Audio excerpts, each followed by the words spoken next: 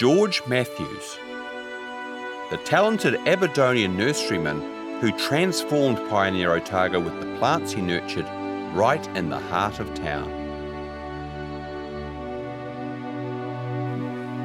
George Matthews was a pioneer horticulturalist who helped the colonists expand the range of plants in their gardens and make Otago feel more like home. He was born here on Turf Hill Farm near Stewartfield in Old Deer Parish, Aberdeenshire, where his father was a tenant farmer in 1812. He left school at a young age and worked as a farm labourer until he was 18, when he became an apprentice gardener for the Laird of Nethermuir. His 5 years training complete, he now went to work in various nurseries and gardens, including the Royal Botanic Garden in Edinburgh. Then in 1840, he married Eliza Presley, also from Stewartfield, and they went to live in Ireland. He now developed a considerable reputation as a nurseryman while working as the head gardener for the younger brother of the Reverend Thomas Burns, Gilbert Burns, here at Knockmaroon Lodge in Dublin. In Dublin, George also met a fellow Scot and a fellow gardener, James Gebbie, and the two men discussed future options for their families out in the colonies, no doubt well aware of the new Scottish settlement scheme in Otago through George's employer, Gilbert Burns.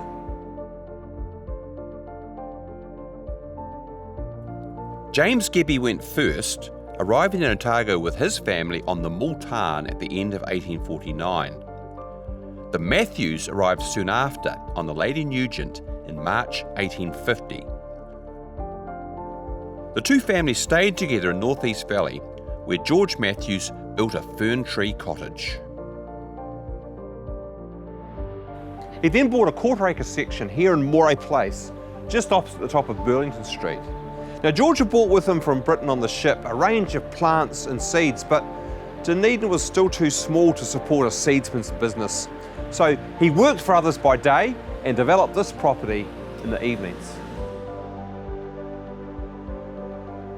It's hard to imagine now looking across from here in the grounds of First Church, but this area behind me, from Moray Place down to the Octagon, was the site of Dunedin's first nursery. It was covered in propagation houses that seeded gardens across the province. Now, on northward facing slope, with a stream at its foot, sheltered from the wind, open to the sun, it was a perfect site for a nursery.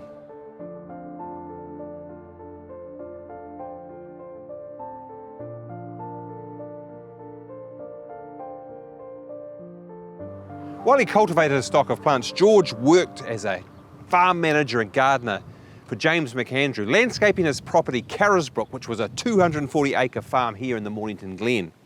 By 1853, he had enough money saved so he could buy a second property for himself in Mornington, where he developed a nursery for trees and shrubs which he called Hawthorn Hill.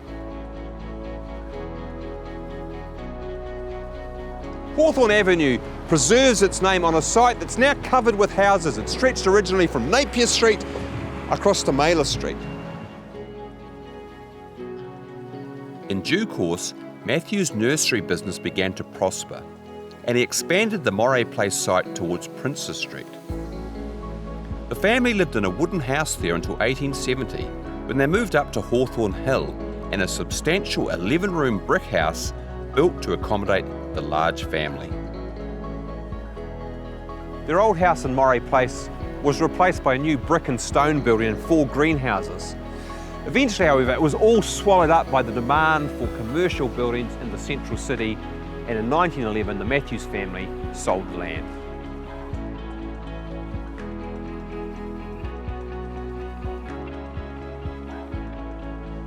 Hawthorn Hill Nursery was gradually subdivided with residential redevelopment. George had died there in 1884, aged 72, after a lifetime spent transforming Otago's gardens with the plants that he loved so well.